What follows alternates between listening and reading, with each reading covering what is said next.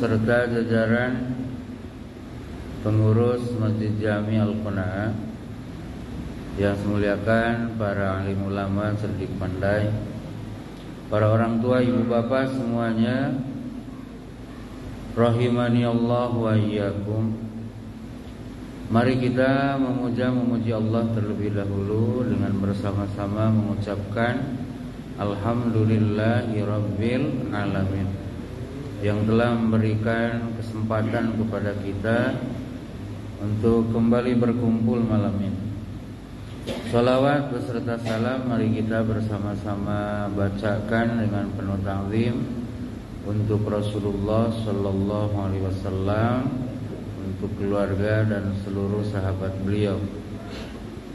Allahumma shalli wa sallim ala sayyidina Muhammadin wa ala. Kita lanjut hadirin ya. Kita baca dulu Sayyidul Istighfar ya. Bismillahirrahmanirrahim.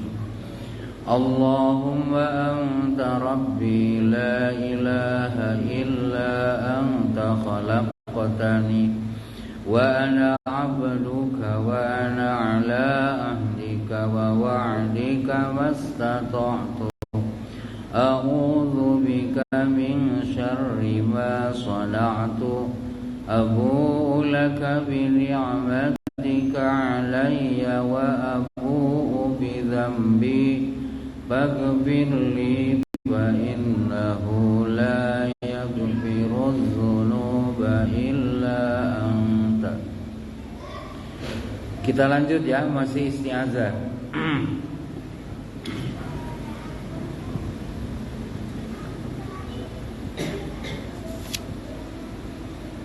Berikutnya, kapan isti'adzah itu kita baca? Untuk pertanyaan ini, kata Ibnu Katsir, ada 3 kelompok ulama mengenai hal tersebut. Ya. Pertama, mayoritas ulama berdasarkan penjelasan dan contoh dari Rasul bahwa isti'adzah ini dibaca sebelum membaca Quran. Paham ya? Seperti yang biasa kita buat. Nah, ini mayoritas ulama. Kemudian ada sebagian kecil ulama berdasarkan zahir firman, isti'adzah itu dibaca setelah selesai membaca Quran. Paham ya? Misalnya Bapak baca Qul huwallahu ahad, bismillah dulu kan. Kemudian Qul huwallahu ahad, Allahus samad, lam yalid wa lam yulad wa lam yakul lahu kufuwan ahad. Baru a'udzu billahi minasy syaithanir rajim. Nah, ada yang begitu. Kemudian kelompok ketiga, sebagian ulama menyatakan bahwa isti'adzah itu dibaca sebelum dan sesudah Al-Quran dibaca. Ya, nah, berarti prakteknya gimana? A'udzubillahi minasyaitonirrajim. Bismillahirrahmanirrahim. Qul huwallahu ahad, Allahus samad, lam yalid wa lam yulad wa lam yakul lahu kufuwan ahad. A'udzu billahi minasy syaithanir rajim. Paham ya? Kalimat saya ya sudahlah. Setakat tahu bolehlah 3-3 kita ngerti kan? Tapi yang kita praktekkan yang sudah masyhur di kita. Ya, kita baca A'udzu billahi minasy syaithanir rajim itu sebelum membaca Al-Quran. Berikutnya hadirin, apa hukum membaca isti'adzah itu? Ya, jumhurul ulama ala annal isti'adzata mustahabbatun laisat bimutahatimatin ya'fimu tariku. bahwa membaca isti'adzah sebelum membaca Al-Quran atau sesudah membaca Al-Quran, saya pendapat yang 3 tadi, itu hukumnya adalah mustahabbah. Mustahabbah itu bahasa kitanya apa? Dianjurkan, bukan diwajibkan. Yang kalau kita tidak membacanya lalu kita berdosa. Nah, tidak begitu. Jadi setakat anjuran. Nah, firman di surah An-Nahl ayat 98, fa idza qara'tal qur'ana fasta'iz billahi minasyaitonir rajim. Itu amarnya, itu perintah di fasta'iz, maka kamu harus meminta perlindungan kepada Allah dari syaitan yang terkutuk. Nah, kata harusnya itu bukan dipahami oleh ulama sebagai perintah wajib yang kalau tak dibuat berdosa. Tapi perintah itu oleh ulama dipahami sebagai istihbab, ya, anjuran daripada Allah. Kalau kamu nak baca Quran, minta tolong dulu dengan aku, minta perlindungan dulu dengan aku. Artinya apa, Pak? Berpahala kalau kita buat, tapi tak berdosa kalaupun kita tidak melakukan. Paham ya? Nah, itu kan istihbab atau mandub. Itu definisinya gimana? Ma yusabu ala fi'lihi wa la yu'aqabu ala tarkihi. Sunnah atau anjuran itu gitu definisinya. Ibadah yang kalau kita buat ada pahalanya, dan kalau kita tidak buat tidak ada siksaan. Ya, kayak sholat pada maghrib lah barusan. Kalau sholat maghrib yang 3 rakaat mah kan wajib, fardu, tak dibuat tuh berdosa. Tapi 2 rakaat setelah sholat maghrib, nah itu istihbab, manduban, ya, masnuna, dianjurin. Kalau bapak lepas yang 3 rakaat itu balik saja, tak ada dosa. Cuman tak dapat paham ya? Tak ada dosa, cuman tak dapat. Tak dipukul, cuman kita tak dapat untung. Paham ya? Nah, dari sini kita paham bahwa tak semua perintah dalam Quran, tak semua perintah dalam hadis itu kita pahami sebagai perintah yang berhukum wajib. Paham ya? Ulama ada memahami bahwa sebagian perintah dalam Quran, sebagian perintah dalam hadis Rasul itu melahirkan hukum anjuran, masnunat, mustahabbat, mandubat, ya. Nah, selanjutnya, apakah sepakat ulama mengatakan bahwa isti'adzah itu hukumnya sunnah? Tidak. Sebagian ulama menyatakan bahwa hukum membaca isti'adzah dalam sholat atau di luar sholat itu adalah hukumnya wajib. Oh, ada ulama paham ya? Di antaranya Imam Ibnu Katsir disebut di sini, beliau menyebut ada Atha bin Abi Rabah. Kata beliau, Imam Ar-Razi menghikayatkan dari Atha bin Abi Rabah bahwa hukum membaca isti'adzah sebelum membaca Quran, baik dalam sholat atau di luar sholat, itu hukumnya wajib. Kullama aradal qira'ata, setiap orang hendak baca Quran, kata Atha bin Abi Rabah, wajib dia minta pertolongan perlindungan Allah terlebih dahulu. Paham ya? Ini harus tahu kita, ya, harus tahu. Ada yang ngewajibin, ya, biar kita tak GR, ya, kalau ada perbedaan. Jadi bukan baru-baru sekarang orang berbeda tuh, ya.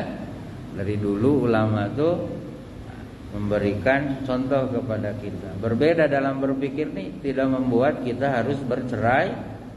Paham ya? Makanya harus lapang dada gitu. Nah, berkata Ibnu Sirin, "Idza ta'awwada marratan wahidatan fi umrih faqad kafa fi isqatil wujub." Kata Ibnu Sirin ini ulama besar, ya. Belum jauh hidupnya dari masa Rasul, ya.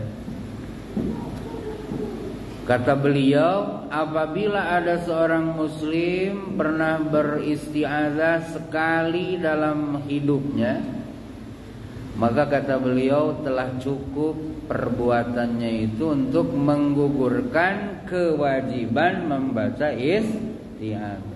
Alhamdulillah, kita dah berulang, betul lah, membaca istiazah. Artinya sudah gugurlah kewajiban membaca isti'adzah. Berarti sesisanya apa? Mustahabat, disunnah. Ini ulama nih Pak yang mengatakan. Betul lah. Kayak haji. Haji itu perintah Allah kan? Kalau kita dah pernah berhaji sekali, gugur dah kewajiban? Hah? Gugur. Wajib lagi dah? Enggak. Paham ya? Enggak wajib lagi. Kalau sudah pergi sekali, sudah gugur kewajiban haji. Berarti haji kedua, ketiga dan seterusnya mah anjuran. Paham ya? Jadi ada perintah melahirkan hukum wajib, tapi cukup pelaksananya itu sekali saja. Contohnya apa? Ibadah. Kemudian kata Ibnu Sirin, contohnya lagi apa? Membaca isti'adzah. Kalau kita sudah pernah membaca sekali, maka sudah sukut, sudah isqat, sudah jatuh, sudah gugur kewajiban.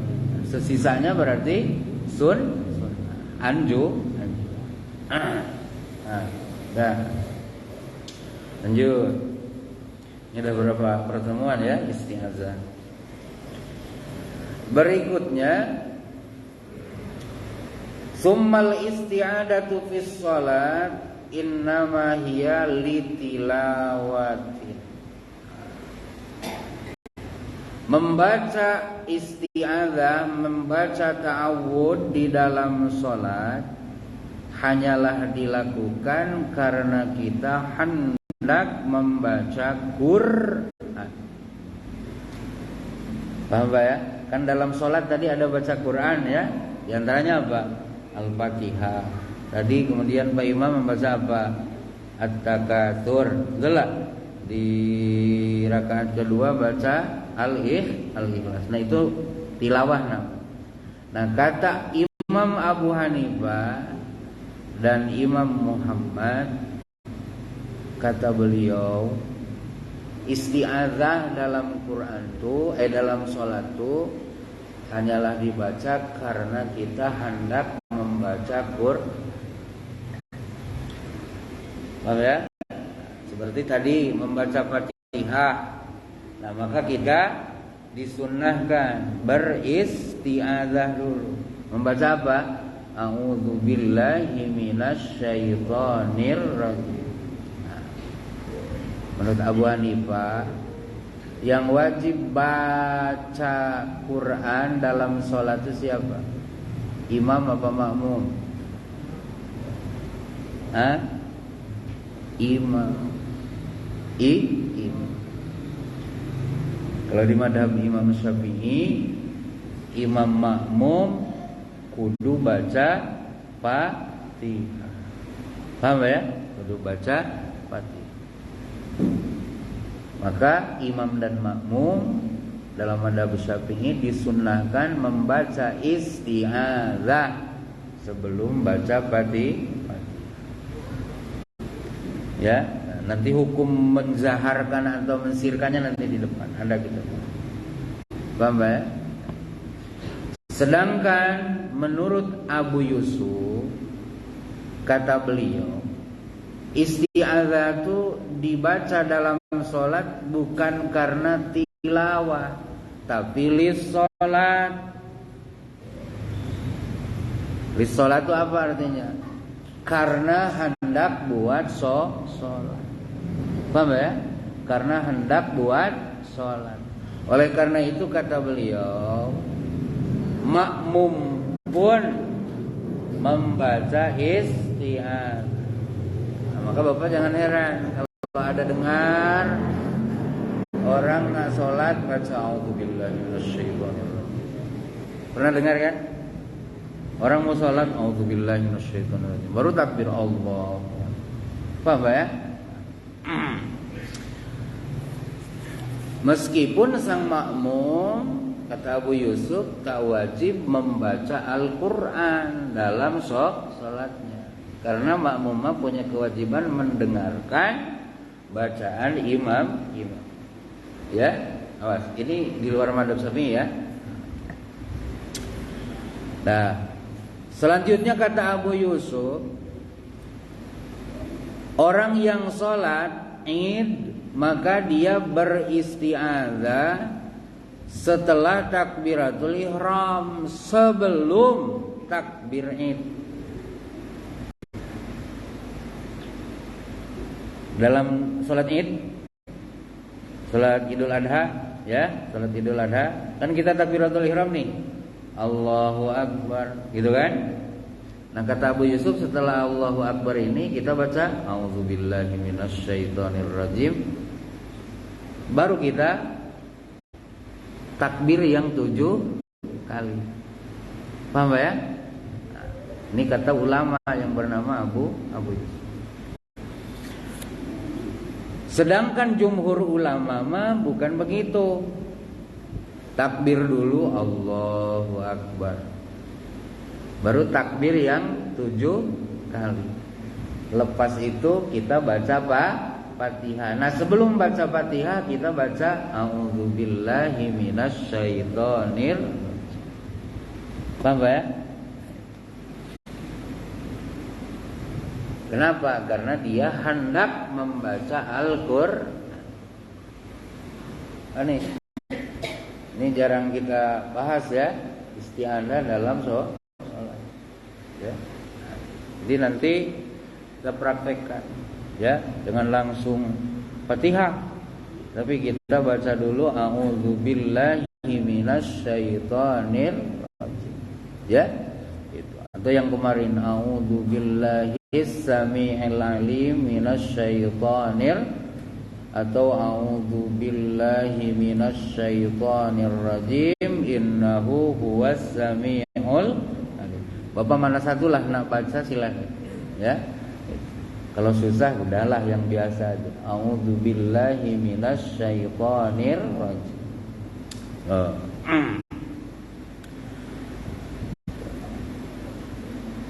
Selanjutnya, apakah isti'adzah ini dijaharkan atau disirkan? Ya. Apakah isti'adzah ini dijaharkan atau disirkan? Disirkan tuh dipelankan. Nah, ulama berbeda pendapat mengenai. Ya, ada yang mengatakan jahar pun tak ada masalah. Ada yang mengatakan sirkan saja. Paham gak ya? Jadi kalau ada imam isti'adzahnya kuat, nah, Bapak tak usah protes. Paham ya? Tak usah protes. Atau imam isti'adzahnya pelan-pelan, tak usah juga protes. Paham ya? Kenapa? Ada dari sono. Kemarin kan kita sudah baca ya hadisnya. Bagaimana sahabat mengisahkan bahwa Rasulullah SAW sebelum membaca Al-Fatihah itu beristiazah dulu kepada Allah Subhanahu wa ta'ala. Kemarin masih ingat kan? Rasulullah SAW membaca ta'awud sebelum membaca Al-Fatihah.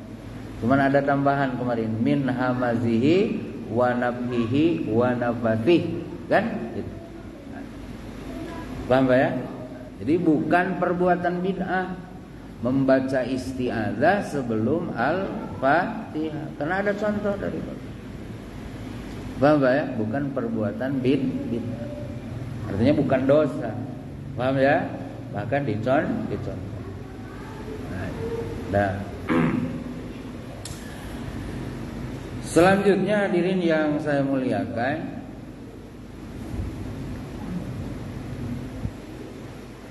apa itu syaitan? Nah, ini penting ya.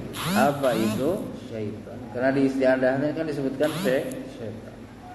Betul tak? Setan ini kata para ulama diambil dari kata syatana.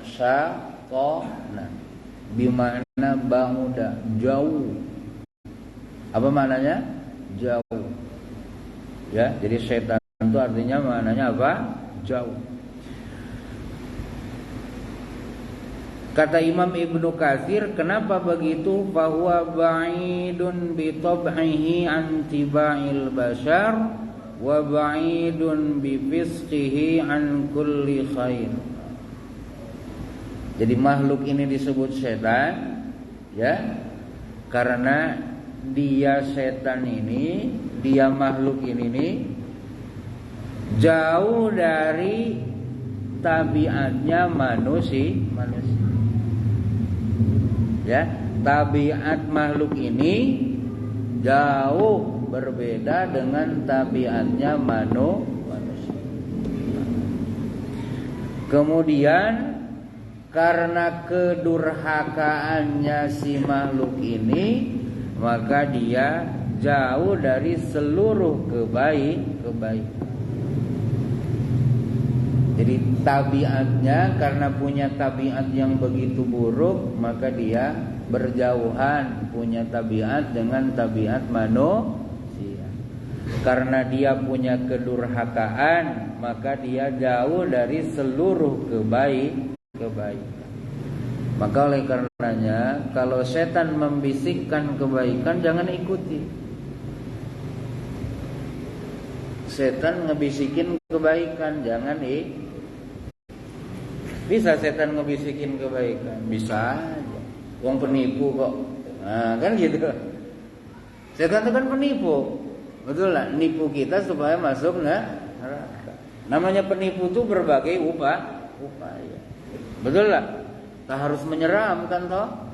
Nah, kadang setan ini menawarkan kebaikan, tapi ujung-ujungnya ditarik kita, diulur sikit-sikit masuk ke dalam api.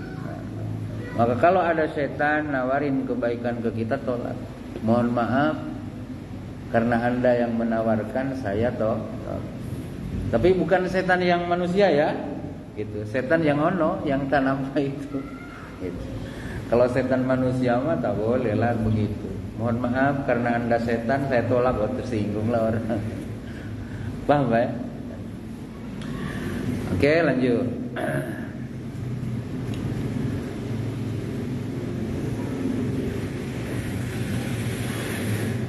Di dalam Al-Qur'anul Karim, ya, disebutkan wa kadzalika ja'alna likulli nabiyyin aduwwan syayatinal insi wal jin yuhi ba'duhum ila ba'din zukhrufal qawli gurura. Disebutkan di situ.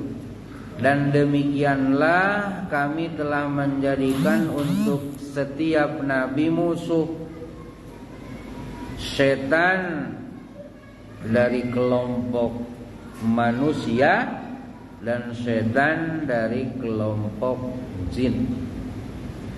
Sebagian mereka membisikkan, mewahyukan, gitu ya. kepada sebagian yang lain omongan yang dihias-hias sebagai tipuan. Paham ya? Jadi ada kolaborasi setan jin dan setan manusia untuk bekerja sama mengalahkan nabi-nabi Allah. Ini sunatullah dari dulu mula, ya, sampai zaman Nabi Muhammad. Jadi Nabi dan Rasul itu dirongrong oleh syayatinul insi wal jin. Berkolaborasi mereka bagaimana kerasulan ini, Rasul ini gagal menebarkan risalahnya di muka bumi. Awas Rasul toh, Rasul. Paham ya? Apalagi kita, betul lah. Apalagi kita yang bukan roh, maka harus hati-hati. Maka kita harus hati-hati. Karena setan itu tak pernah berhenti, Pak. Tak pernah istirahat. Setan itu tak pernah istirahat. Karena dia tak ingin masuk neraka sendiri. Apa itu? Jadi setan itu tak ingin masuk neraka sendiri. Dia pengen keturunan Adam itu jadi kawan dia dalam api neraka. Itu cita-cita terbesar saya. Nah, kita sebagai keturunan Adam harus terbalik dari setan. Kita tak ingin ke surga sendirian. Kita ingin seluruh cucu-cucu Adam bareng dengan kita ke surga. Paham ya? Kalau setan terbalik, setan tak ingin dia di neraka sendiri. Maka berupaya dia bagaimana dia bisa merekrut cucu-cucu Adam menjadi kawan dia dalam api neraka. Dalam hadis Rasulullah SAW di riwayat Abu Dawud, Rasul menyampaikan, inna syaitana yahduru ahadakum fi kulli syai'in min sya'nih hatta inda ta'amih. Ulang ya. Inna syaitana yahduru ahadakum fi kulli syai'in min sya'nihi hatta inda ta'amih. Sesungguhnya setan menghadiri salah seorang kalian. Setan itu menghadiri kita. Menghadiri itu apa? Ya datang. Hadir itu kan berhadapan. Dalam seluruh hal dari momen-momen hidup dia. Dalam seluruh hal dari momen, dari keadaan-keadaan kita. Tahu ya? Hari ini kita ada makan, ada apa lagi? Ada tidur, ada apa lagi? Ada mandi, ada apa lagi? Kegiatan kita hari ini ada masak, ada lagi apa? Ada kerja, ada lagi apa lagi? Ayo.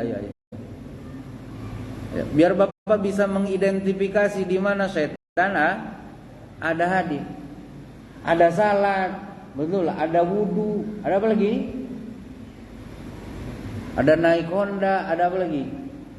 Ada jualan, ada beli. Nah kata Rasul, setan itu hadir bersama kamu dalam seluruh hal dari momen-momen hidup kamu. Hatta inda ta'ami, sehingga setan pun hadir dekat makanan kita. Paham, Pak? Jadi tak ada yang lebih setia daripada setan dengan kita. Istri Bapak bisa tak nemanin Bapak kemanapun Bapak pergi? Bisa tak? Mungkin sehari bisa, Pak. Berikutnya bosan juga dia. Tapi ada yang tak bosan nemanin kita, siapa? Setan.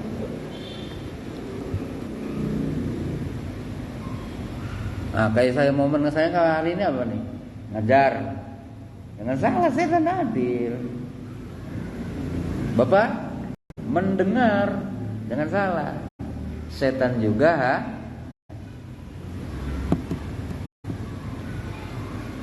Lalu apa yang bisa membuat dia terusir dari hadapan kita? Hadir itu kan hadir itu di hadapan. Kita kan pernah sekolah dulu kan? Dulu waktu kita sekolah, guru tuh ngabis saya, Jamal, hadir bu. Betul lah. Nah hadir itu apa artinya? Si Jamal itu ada di hadapan gurunya. Inna syaitan yahduru. Oh kata Rasul, sesungguhnya setan hadir, artinya ada di hadapan kita. Paham Pak ya? Nah setan ini kata Rasul hadir di seluruh momen kehidupan kita. Termasuk saat sholat tadi. Kalau setan tak hadir, tadi husu Bapak tuh. Betul lah? Tapi heran, sebelum masuk masjid tak ingat hutang kan? Sekali udah takbir, ingat ya Allah belum dibayar wanda gelap. Allah, aduh, gas habis, sampai gas habis pun ingat. Betul lah? Coba sebelum sholat ingat tak gas habis?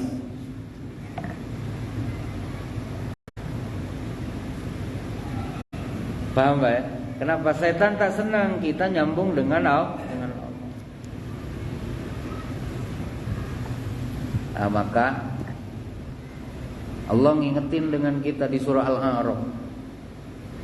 Setan dan bala tentaranya itu nengok kamu, lihat kamu, awasnya. Sementara kamu tak bisa mengidentifikasi, tidak bisa melihat, tidak bisa mengawasi. Di Al-A'raf disebut, Allah menyebutin kelebihan setan begini. Dia dan bala tentaranya bisa melihat kamu, sementara kamu tak bisa melihat mereka. Nah maka kita mohon yang ngelawan setan ini bukan kita, tapi mohon kepada Allah, yang mana Allah tuh tak bisa dilihat setan, tapi Allah bisa melihat setan. Paham Pak ya? Kita tak bisa melihat setan, setan bisa melihat kita. Kita mohon kepada Allah, di mana Allah itu tak bisa dilihat setan, tapi Allah bisa melihat setan. Kira-kira kalau begitu yang kalah Allah apa setan? Ayo jawab. Allah apa setan kalau begitu yang kalah? Setan. Kalau Bapak melawan setan dengan kekuatan Bapak yang kalah. Ayo Bapak bisa lihat setan enggak? Kanan Bapak? Enggak kan? Nah, setan tinggal jitak aja kan? Bisa Bapak lihat setan di belakang? Tidak. Dari depan? Tak juga. Maka kita kalau ngandalin kekuatan diri kalah sama setan. Oleh karena itu Allah ngasih solusi. Jangan kau lawan, minta perlindungan aku, yang memberi kuasa kepada setan untuk menggoda. Paham Pak ya? Nah di sini disebutkan bahwa demikianlah kami itu Allah ya, kami telah menjadikan untuk setiap nabi ini musuh dari setan bangsa manusia dan setan bangsa jin. Satu sama lain dari mereka berkolaborasi, bekerja sama, saling melontarkan ucapan-ucapan cantik sebagai tipuan. Dan oleh karena itu jangan bosan-bosan beristiazah, bermohon perlindungan Allah agar kita tak kena ganggu setan. Kemarin sudah saya sampaikan ya, bahwa setan ini ada dua, ada setan bangsa jin, ada setan bangsa manusia. Bahkan saya kemarin nanya, hebat mana setan bangsa jin dibanding setan bangsa manusia? Bapak jawabannya beda-beda kan? Cuman dalam Quran kemarin dikasih tahu kita bahwa setan dari bangsa manusia mah bisa dilemahkan, kasih duit. Kasih duit lemah dia Pak, tak ganggu kita lah. Ya, tak ganggu kita. Kasih senyum, melemah dia punya gangguan. Gandeng sikit, tadi galak digandeng kawan dengan gitulah, melemah, iya. Maka Allah ngasih solusi. Kalau kamu bertemu dengan setan bangsa manusia, khudil afwa, dahlah, maafin saja. Wa arid anil jahilin, tak usah layan. Orang iri, orang dengki itu setan tuh Pak. Setan dari bangsa manusia. Solusinya agar berhenti iri dengkinya gimana? Jangan lawan. Jangan lawan. Karena dia akan mati sendiri. Gitu ya.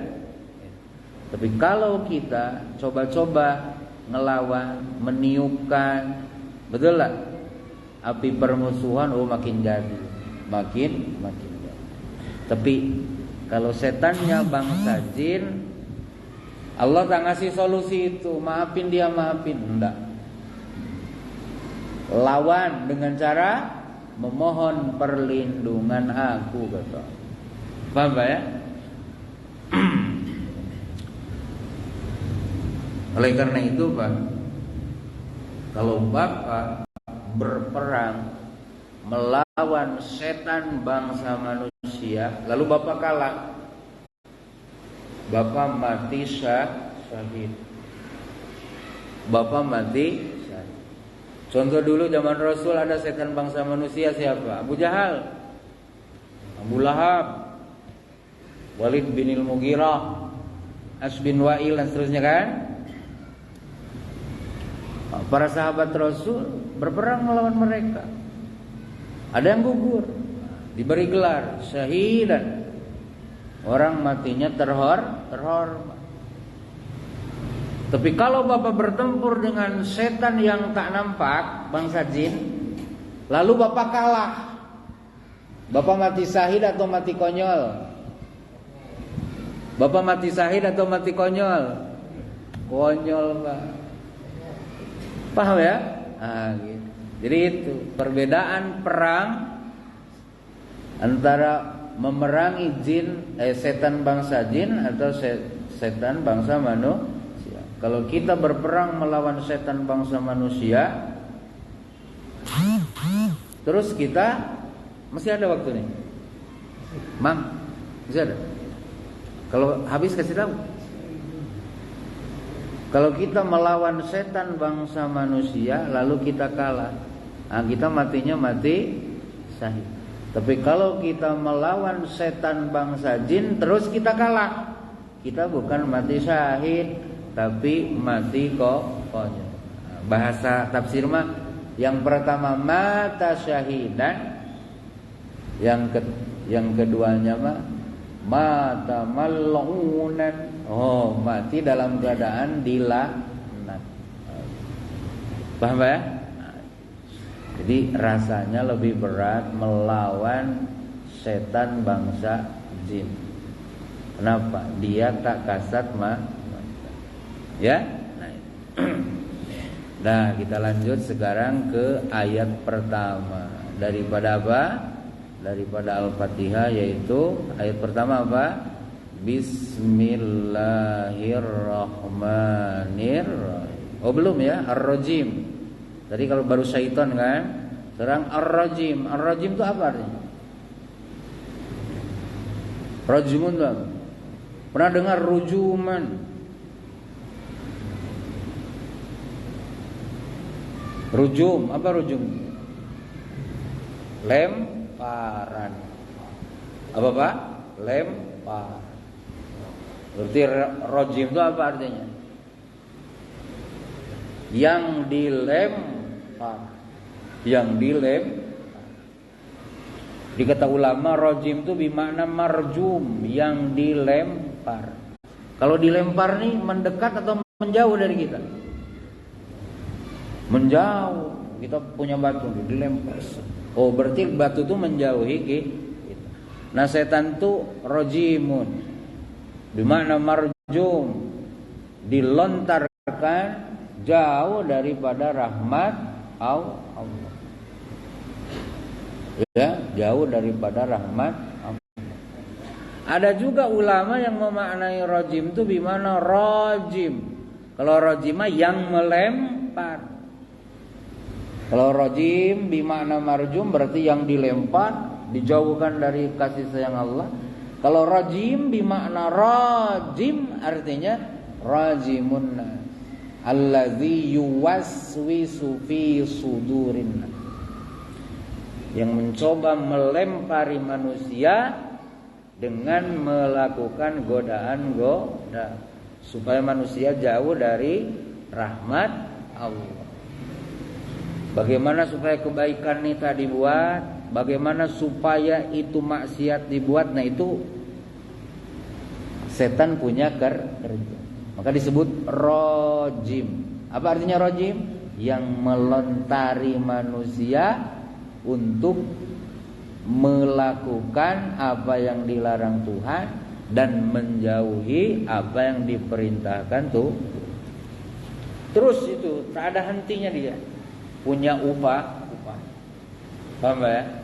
Nah, itu. Kita nak sholat, goda-godanya nanti. Jelas. Ada kajian besok. Di YouTube juga ada, kan gitu godaan-godaan. Begitupun ke yang ngajar, kan besok ada lagi, tak usah datang, itu sering. Nah, kalau kita ikuti itu, selesai berarti kita kena rojim kena lempar tak ada hari yang kita tak kena lemparan ada, betul lah. Oleh karena itu maka waspadailah caranya jangan lawan sendiri, betul lah.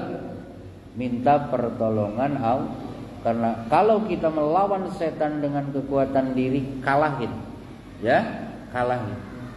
Allah udah ingatkan itu, kamu tak bisa lawan dia. Yang ngelawan dia itu hanya, paham ya? Dah, demikianlah ya yang bisa sampaikan.